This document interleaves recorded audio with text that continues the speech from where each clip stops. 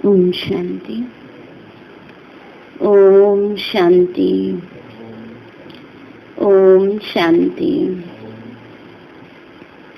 तो सभी नवरात्रों में कोई ना कोई लक्ष्य लेकर चल रहे हैं कि हमें रोजाना कुछ न कुछ विशेष अनुभव भी करना है और परिवर्तन भी करना है। तो आज भी बाबा ने हम बच्चों को बार बार यही बताया है कि हमें रोजाना अपना चार्ट रखना है, चेकिंग अपनी करनी है।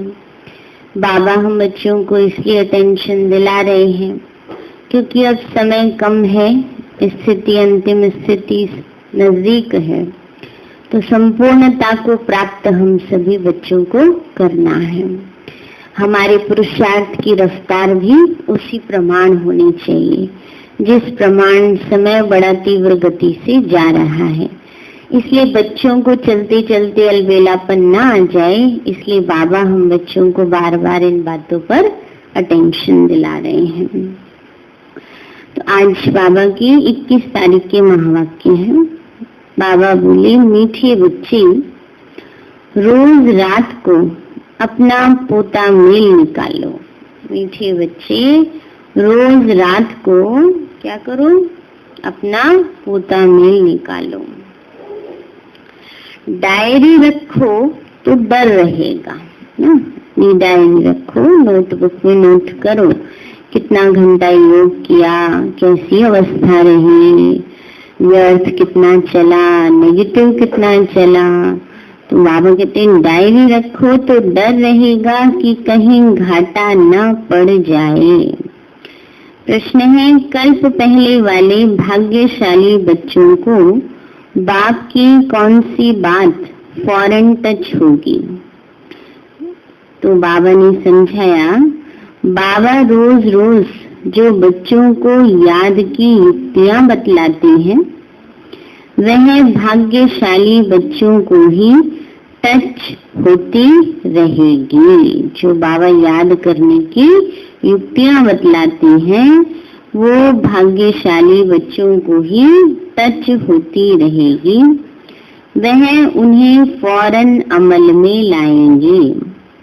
बाबा कहते, बच्चे कुछ टाइम के लिए एकांत में बगीचे में जाकर बैठो, बाबा से मीठी मीठी बातें करो, अपना चार्ट रखो तो उन्नति होती रहेगी। ओम शांति। मिलिट्री को पहले पहले सावधान किया जाता है, अटेंशन प्लीज, है ना। जैसे स्कूल में भी सबसे पहले क्या कहते हैं, अटेंशन, तो एकदम अलर्ट हो जाते हैं बच्चे सभी, है ना। मिलिट्री में भी ऐसे होता है। तो बाप भी बच्चों को कहते हैं, अपने को आत्मा निश्चय कर बाप को याद करते रहते हो। पूछ रहे हैं बाबा, बच्चों को समझाया है यह ज्ञान बाप इस समय ही दे सकते हैं, बाप ही पढ़ाते हैं, भगवान वांच है ना।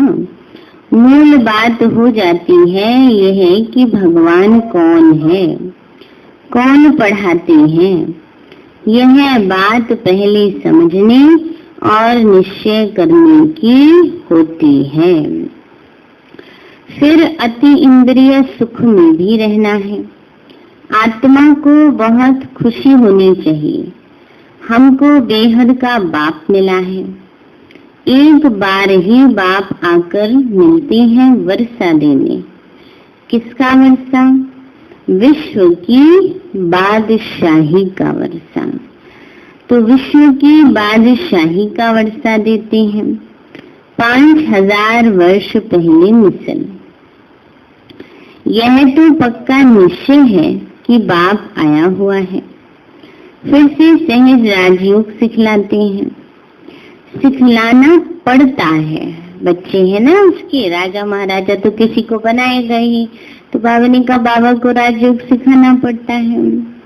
बच्चों को कोई सिखलाया नहीं जाता है, आप ही मुख से मम्मा बाबा निकलता रहेगा, क्योंकि अक्षर तो सुने हैं ना। ये है रूहानी बाप।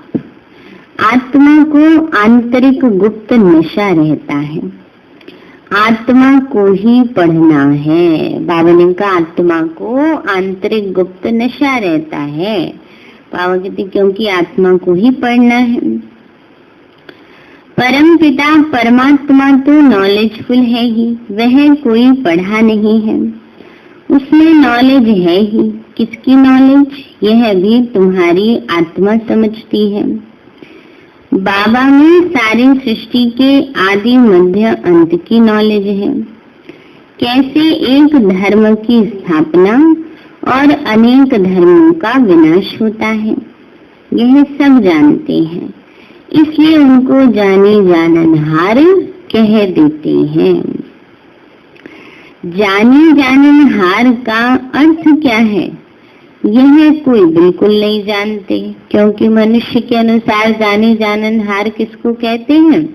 जो सबके मन को जानता है। बाबा कहते मैं क्या बैठ करूंगा देखकर तुम्हारे मन में क्या चल रहा है ना। बाबा कहते मैं ये काम नहीं करता हूँ। तो बाबा कहते जाने जाननहार का मतलब है सृष्टि के आदि मध्य अंत को जानना। तो अभी तुम बच्चों को बाप ने समझाया है कि यह स्लोगन भी जरूर लगाओ कि मनुष्य होकर अगर क्रिएटर और रचना के आदि मध्य अंत ड्यूरेशन रिपीटेशन को नहीं जाना तो क्या कहा जाए। यह रिपीटेशन अक्षर भी बहुत जरूरी है। करेक्शन तो होती रहती है ना। गीता का भगवान कौन, यह चित्र बड़ा फर्स्ट क्लास है।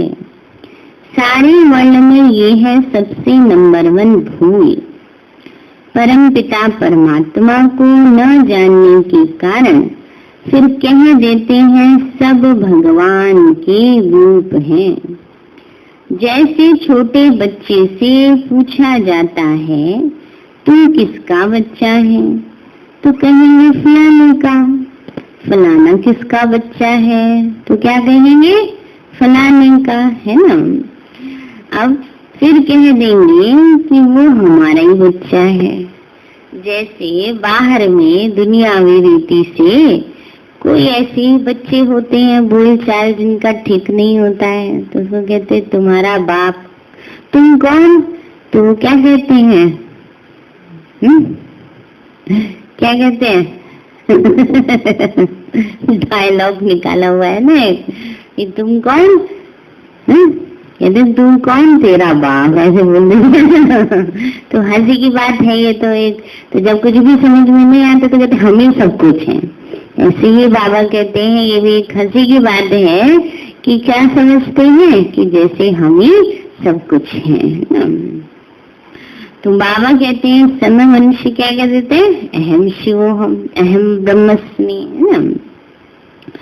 तो बाबा कहते हैं कहेंगे फलाना किसका बच्चा, तो कह देंगे वो हमारा ही बच्चा है।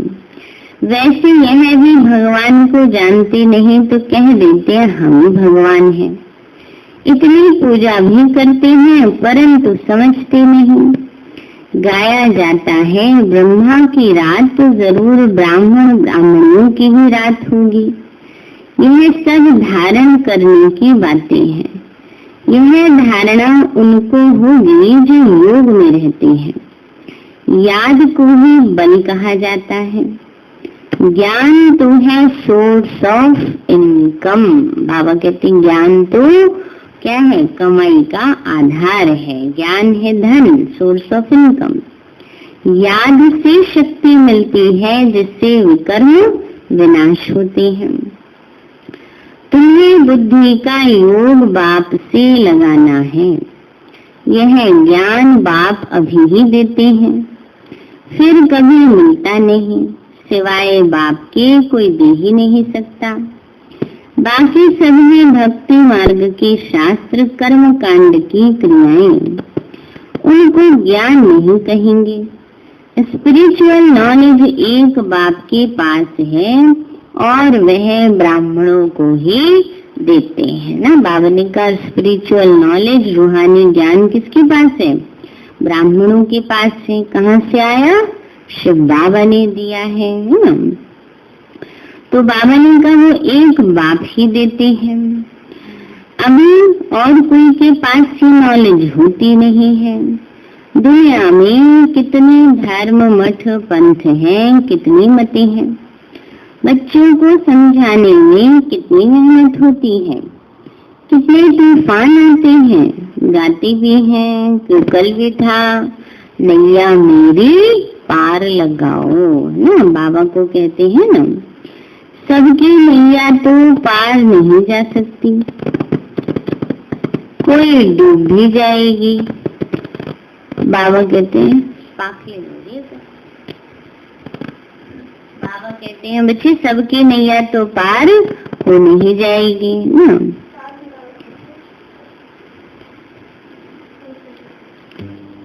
बाबा ने कहा कोई डूब भी जाएगी, कोई खड़ी हो जाएगी, 2-3 वर्ष हो जाते हैं, कईयों को पता ही नहीं, कोई तो पुर्जा पुर्जा टुकड़े टुकड़े हो जाते हैं, कोई वहां ही खड़े हो जाते हैं। इसमें मेहनत बहुत है। आर्टिफिशियल योग में कितने निकले हैं, कितने योग आश्रम है ना। बाबा कहते हैं बच्चे आर्टिफिशियल योग में कितने निकले हैं, कितने योग आश्रम हैं। दुनिया में आज कई तरह के योग सिखाते हैं, रूहानी योग आश्रम को हो न सके, बाप ही आकर आत्माओं को रूहानी योग सिखलाते हैं। बाबा कहते यह बहुत सहज योग है, इन जैसा सहज कुछ है भी नहीं। आत्मा ही शरीर में आकर पाठ बजाती है, 84 जन्म मैक्सिमम है, बाकी तो कम कम होते जाएंगे। यह बातें भी तुम बच्चों में कोई की बुद्धि में है। बुद्धि में धारणा बड़ी मुश्किल होती है ना। बाबा ने कई बातें कोई की बुद्धि में धारणा बड़ी मुश्किल होती है। सुनते तो रहते हैं बहुत सारी बातें, पर अंदर कम जाती है। क्यों? पहले से बहुत कुछ भरा हुआ है ना, तो इसलिए सुनते हैं, कान से सुनते हैं, दूसरे से निकाल देते हैं। तो बाबा कहते हैं पहली बात बाप समझाते हैं, कहाँ भी जाते हो तो पहले पहले बाप का परिचय दो। बाप का परिचय कैसे देवे, इसके लिए युक्ति रची जाती है। वह जब निश्चय हो तब समझे बाप तो सत्य है, तो जरूर बाप सत्य बातें ही बताते होंगे, इसमें संशय नहीं लाना चाहिए। बाबा ने कहा कई बार बच्चों को आ जाता है, पता नहीं बाबा कहते तो हैं, होता है या नहीं होता। बाबा ने कहा ऐसे संशय नहीं आना चाहिए। भगवान वाच है, याद में ही मेहनत है, इसमें माया अपोजिशन करती है। बाबा कहते हैं याद में मेहनत है, इसीलिए माया विरोध करती है, घड़ी घड़ी याद भुला देती है। इसीलिए बाबा कहते हैं चार्ट लिखो, तो बाबा भी देखे कौन कितना याद करते हैं। 25% भी चार्ट नहीं लिखते। 25% का मतलब होता है 25%। 25% बच्चे भी चार्ट नहीं लिखते हैं। कोई कहते हम तो सारा दिन याद में रहते हैं, बाबा हम तो सारा दिन योग ही करते रहते हैं। बाबा कहते हैं क्या है, ये सबसे बड़ा गपोड़ा है। बाबा कहते हैं बच्चे यह तो बड़ी मुश्किल है। सारा दिन रात तो बांधेलियां जो मार खाती रहती हैं वह याद में रहती होंगी। शिव बाबा कब इन संबंधियों से हम छूटेंगे। आत्मा पुकारती है बाबा हम बंधन से कैसे छूटें। अगर कोई बहुत याद में रहते हैं तो बाबा को चार्ट भेजें। डायरेक्शंस मिलते हैं, रोज रात को अपना पोता मेल निकालो। बाबा कहते डायरेक्शन मिल रहा है बाबा का। परसों भी बाबा ने कहा था ना बच्चे चार्ट रखो, अपना डायरी रखो। डायरी रखने से डर रहेगा हमारा घाटा न निकल जाए। बाबा देखेंगे तो क्या कहेंगे, इतने मोस्ट बिलव्ड बाबा को इतना समय याद करते हो। लौकिक बाप को, स्त्री को तो तुम याद करते हो। बाबा कहते हैं लौकिक तो कभी नहीं भूलता, और शिव बाबा वो भूल जाता है जो सब कुछ प्राप्ति कराने वाला है। बाबा ने कहा पारलौकिक क्यों नहीं याद आता, लज्जा नहीं आती है? बाबा देखो कितना आज बाबा डांट लगा रहे बच्चों को। तो मुझे इतना थोड़ा भी याद नहीं करते, चार्ट लिखो तो आपे ही लज्जा आएगी। इस हालत में मैं पद पा नहीं सकूंगा, इसीलिए बाबा चार्ट पर जोर दे रहे हैं। बाप को और 84 के चक्र को याद करना है तो फिर चक्रवर्ती राजा बन जाएंगे। आप समान बनाएंगे तब तो प्रजा पर राज्य करेंगे। ये है राजयोग, नर से नारायण बनने का। बाबा कहते हैं राजयोग, नर से नारायण बनने का। ये ऑब्जेक्ट ये है, जैसे आत्मा को देखा नहीं जाता, समझा जाता है, ऐसे ही इसमें भी मेहनत है। बाबा ने कहा इसमें आत्मा है, ये भी समझा जाता है। इन लक्ष्मी नारायण को जरूर राजधानी होगी। इन्होंने सबसे जास्ती मेहनत की है तब तो स्कॉलरशिप पाई है। जरूर इनको बहुत प्रजा होगी। ऊंचे ते ऊंचा पद पाया है, विश्व महाराजन है तो प्रजा तो होगी ना। पहले विश्व महाराजन की है 9 लाख प्रजा, फिर धीरे धीरे धीरे धीरे बढ़ती जाएगी। तो बाबा ने कहा ऐसा पुरुषार्थ किया ना, तभी तो उतना ऊंचा पद पाया है। ऊंचे ते ऊंचा पद पाया है तो जरूर बहुत योग लगाया है, तब पास विद ऑनर हुए। यह भी कारण निकालना चाहिए, हमारा योग क्यों नहीं लगता। बाबा कहते देखो अपनी चेकिंग करो, है ना। कई कहते क्या करे बाबा योग ही नहीं लग रहा, क्यों नहीं लग रहा है? जरूर बुद्धि में किचड़ा भरा हुआ है तभी तो नहीं लग रहा ना, कनेक्शन जुड़ नहीं रहा। देहाभिमान है तभी तो कनेक्शन अच्छा नहीं, क्लियर नहीं है। तो बाबा कहते बच्चे कारण देखना चाहिए, निकालना चाहिए, हमारा योग नहीं लगता। धंधे आदि के झंझट में बहुत बुद्धि चली जाती है, उनसे टाइम निकाल इस तरफ जास्ती ध्यान देना चाहिए। कुछ टाइम निकाल बगीचे में एकांत में बैठना चाहिए। फीमेल तो जा न सके, उनको तो घर संभालना है ना। माताएं जाके बगीचे में बैठ जाएं। आजकल तो टाइम निकाल लेते हैं, पहले वाली तो सारा दिन घर में ही लगी रहती थी क्योंकि सारा हाथों से ही काम करना होता था। तो आजकल तो हर चीज के लिए मशीनें बन गई हैं, तो समय निकल जाता है, चलो पार्क में राउंड लगाइए। तो बाबा कहते हैं बच्चे समय मिले तो क्या करो, एकांत में बगीचे में जाकर बैठ जाओ। तो बाबा ने कहा पुरुषों को सहज है, कल्प पहले वाले जो भाग्यशाली होंगे उनको ही यह टच होगा। पढ़ाई तो बहुत अच्छी है, बाकी हर एक की बुद्धि अपनी होती है। कैसे भी करके बाप से वर्षा लेना है। बाप डायरेक्शन सब देते हैं, बाबा ने तो सब बातें समझा दी है ना। कैसा हमें कैसी किस रीति से हमें चलना है, श्रीमत प्रमाण। तो बाबा कहते हैं बच्चे बाबा डायरेक्शन तो सब दे देते हैं, करना किसको है, कोई शिव बाबा ही करे। हम बच्चों को करना है ना, अपने पुरुषार्थ पर अटेंशन तो हमें ही देना है। हम करेंगे तभी तो हमें मिलेगा, किसी और का किया थोड़ा मिल जाएगा हमें।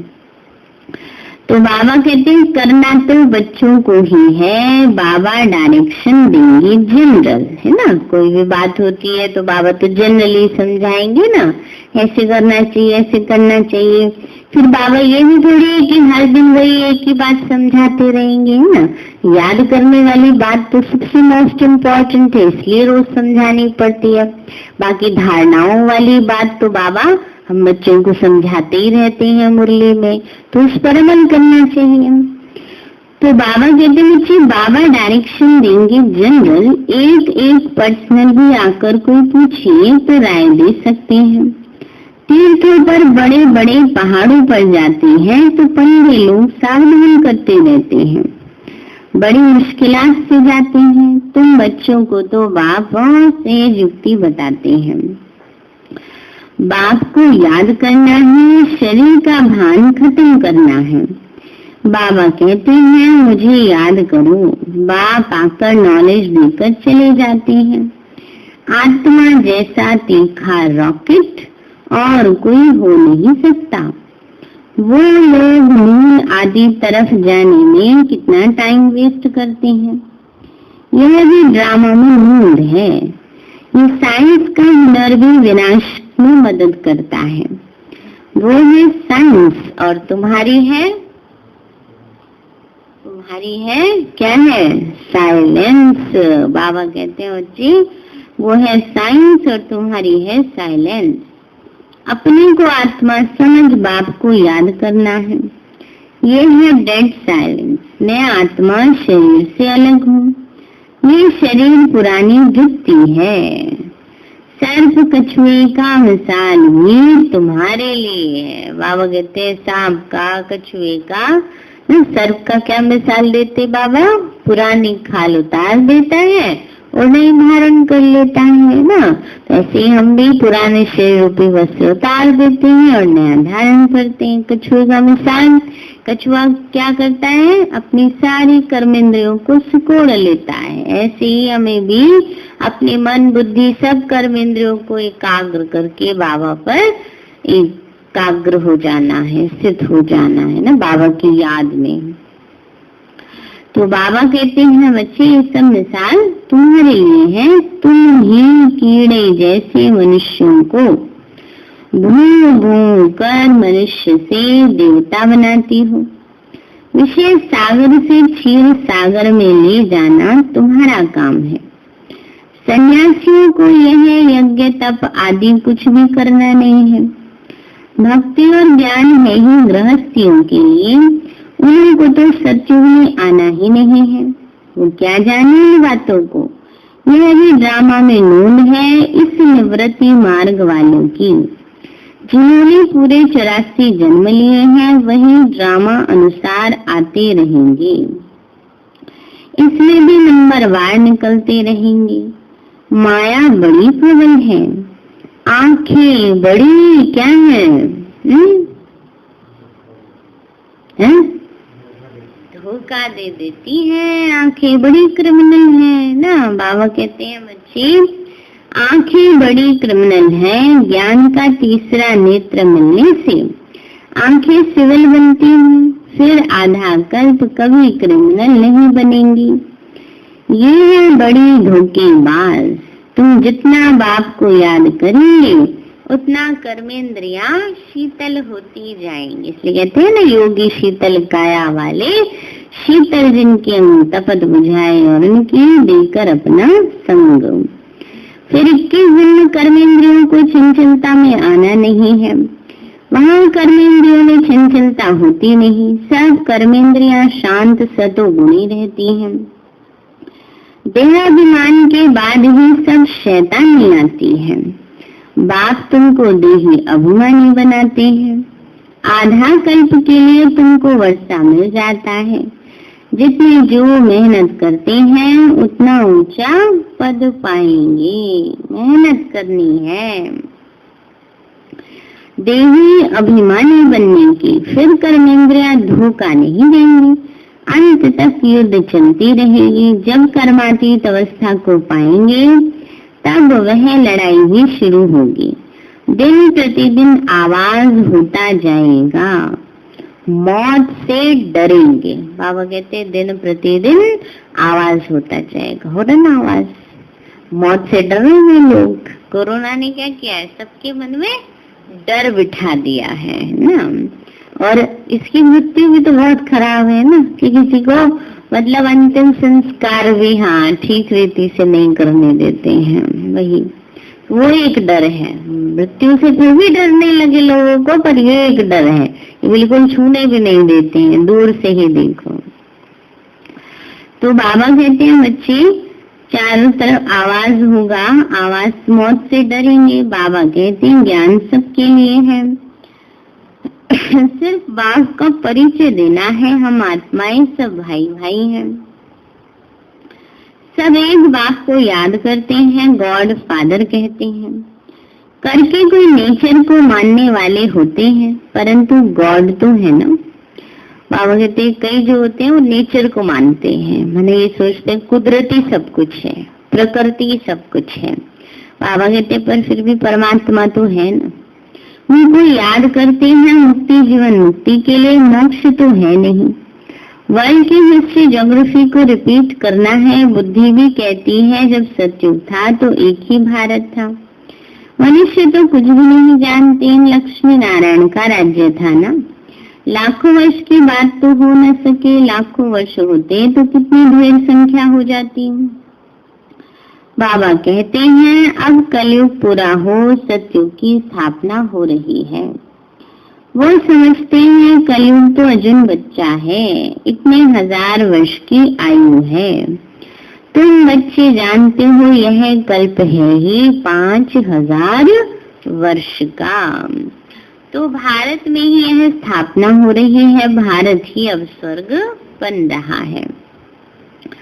अभी हम श्रीमत पर यह राज्य स्थापन कर रहे हैं। अब बाबा कहते हैं माम एकम याद करो, पहला पहला शब्द ही यह दो।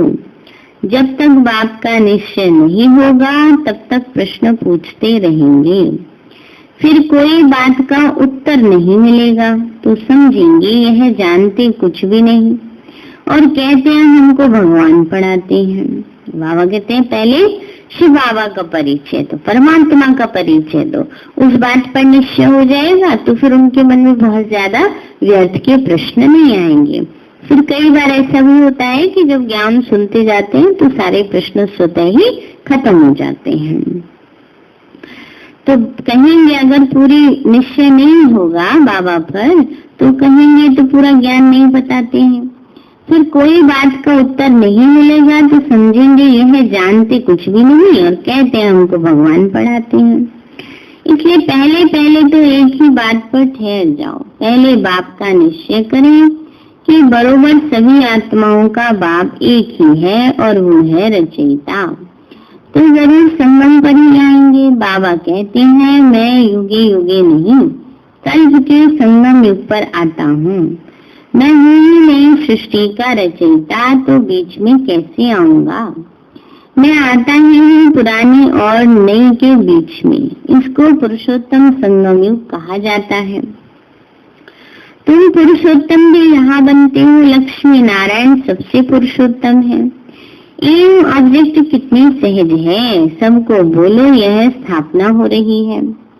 बाबा कहते हैं पुरुषोत्तम अक्षर जरूर डालो क्योंकि यहाँ तो कनिष्ठ से उत्तम बनते हो, है ना। बाबा कहते हैं संगम युग का पूरा नाम क्या है, कल्याणकारी पुरुषोत्तम संगम युग। बाबा ने कहा पुरुषोत्तम अक्षर जरूर डालना चाहिए। बाबा ने कहा बच्चे तुम पुरुषोत्तम यहाँ बनते हो, लक्ष्मी नारायण भी सबसे पुरुषोत्तम है। ऐसी ऐसी बातें भूलनी नहीं चाहिए और संवत की डेट भी जरूर लिखनी चाहिए।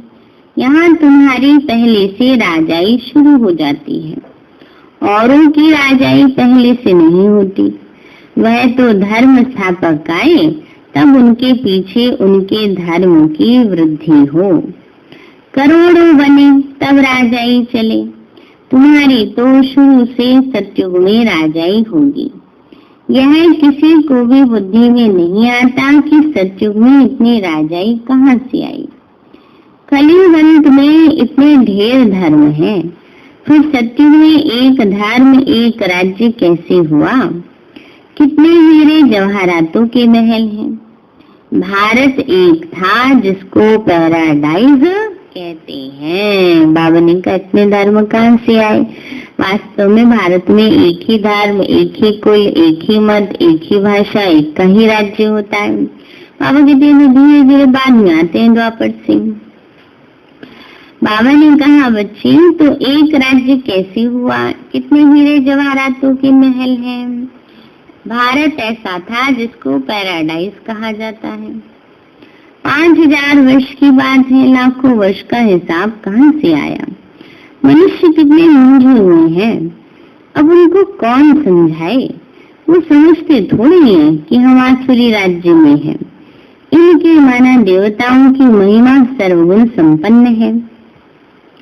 इनमें 5 विकार नहीं है, क्योंकि देही अभिमानी है। देही अभिमानी माना ये नहीं कि पाठ पक्का करते रहेंगे मैं आत्माओं में आत्माओं। देही का भान नहीं है। अभी तो देह का भान में बैठे हैं ना, याद दिलाना पड़ता है, आत्मा है। याद क्या है, मैं फलानी हूँ, मैं फलाना हूँ, है ना। तो देह भान में बैठे हैं, तो वहां ये देह भान नहीं रहेगा, है ना।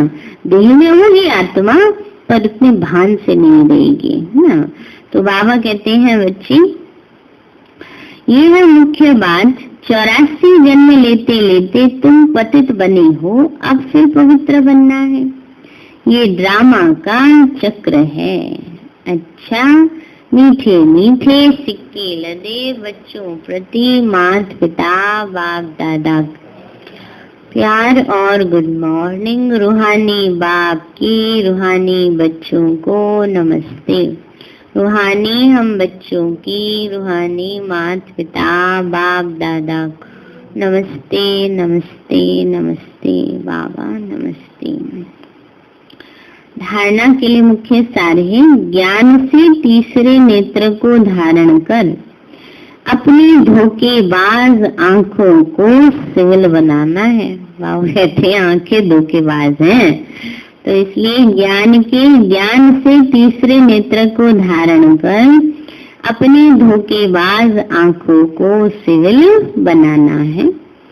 याद से ही कर्मेंद्रियां शीतल सतोगुणी बनेंगी, इसलिए यही मेहनत करनी है। याद से शीतल बनेंगे, इसलिए मेहनत करनी है। दूसरा है, धंधे आदि से टाइम निकाल एकांत में जाकर याद में बैठना है। काम धंधे से समय निकाल एकांत में जाकर याद में बैठना है। कारण देखना है कि हमारा योग क्यों नहीं लगता। अपना चार्ट जरूर रखना है। वरदान दिया बाबा ने, निर्णय शक्ति और कंट्रोलिंग पावर द्वारा सदा सफलता मूर्त भव। निर्णय शक्ति और कंट्रोलिंग पावर द्वारा सदा सफलता मूर्त भव। बाबा बोले, किसी भी लौकिक या अलौकिक कार्य में सफलता प्राप्त करने के लिए विशेष कंट्रोलिंग पावर और जजमेंट पावर की आवश्यकता होती है, क्योंकि जब कोई भी आत्मा आपके संपर्क में आती है तो पहले जज करना होता है कि इसे किस चीज की जरूरत है। नब्ज द्वारा परखकर उसकी चाहना प्रमाण उसे तृप्त करना और स्वयं की कंट्रोलिंग पावर से दूसरे पर अपनी अचल स्थिति का प्रभाव डालना, यही दोनों शक्तियां सेवा के क्षेत्र में सफलता मूर्त बना देती हैं। तो इसलिए कंट्रोलिंग पावर भी हो और रूलिंग पावर, जजमेंट पावर भी हो ना। माना निर्णय करो, देखो, इसको जज करो आत्मा को ना, तो उससे सहज सफलता मिलती है। परखने की शक्ति, निर्णय शक्ति और कंट्रोल करने की शक्ति। स्लोगन है, सर्वशक्तिमान बाप को साथी बना लो तो माया पेपर टाइगर बन जाएगी। पेपर टाइगर है ना, कागज का शेर। कागज में शेर, कागज का शेर बनाओ तो डरोगे उससे? नहीं ना। बाबा कहते माया भी क्या है? कागज का शेर है। तो इसलिए बाबा को सर्वशक्तिवान बाप को साथी बना लो तो माया पेपर टाइगर बन जाएगी। सारे हैं मीठे बच्चे। रोज रात को अपना पोता मेल निकालो, डायरी रखो, तो डर रहेगा कि कहीं घाटा ना पड़ जाए। प्रश्न, कल पहले वाले भाग्यशाली बच्चों को बाप की कौन सी बात फौरन टच होगी? बाबा बोले, बाबा रोज रोज जो बच्चों को याद की युक्तियां बतलाते हैं वो भाग्यशाली बच्चों को ही टच होती रहेंगी, वह उन्हें फौरन अमल में लाएंगे। बाबा कहते, बच्चे कुछ टाइम एकांत में बगीचे में जाके बैठो, बाबा से मीठी मीठी बातें करो, अपना चार्ट रखो तो उन्नति होती रहेगी। अच्छा, ओम शांति। मीठे बाबा, आपने हमें सब कुछ दिया, आपका पदम गुणाबार शुक्रिया। प्यारे बाबा, आप हमें ज्ञान, गुण, शक्तियों,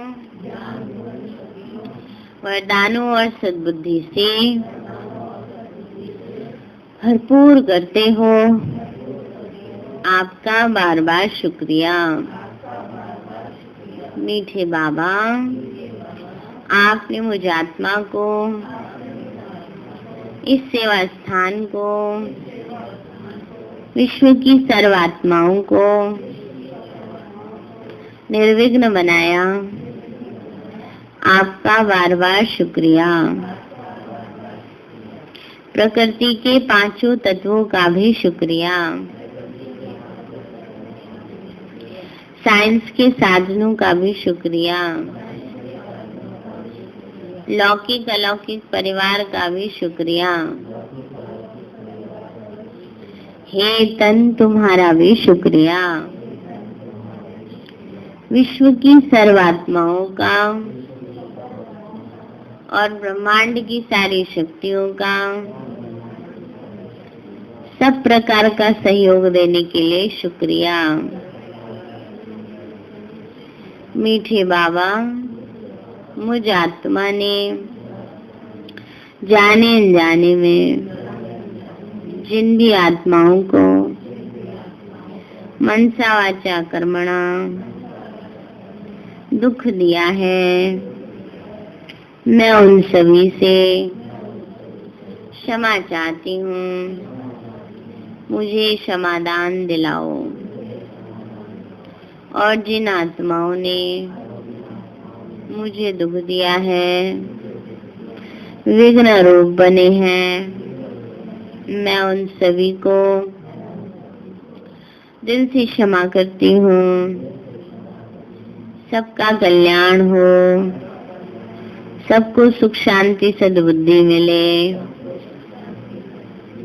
और बाबा के सेंटर की सेवाएं खूब बढ़ती जाएं।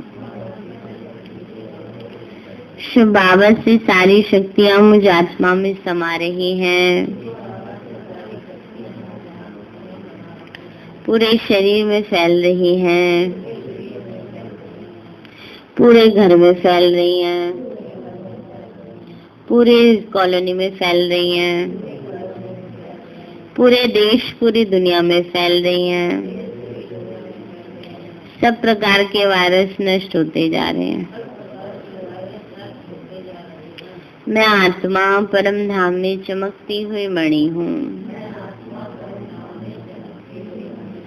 सतयुग में पावन देवताई शरीर में हूँ। मैं अष्टभुजाधारी देवी दुर्गा हूँ। विघ्न विनाशक गणेश हूँ। मैं बाबा की छत्र छाया में पलने वाली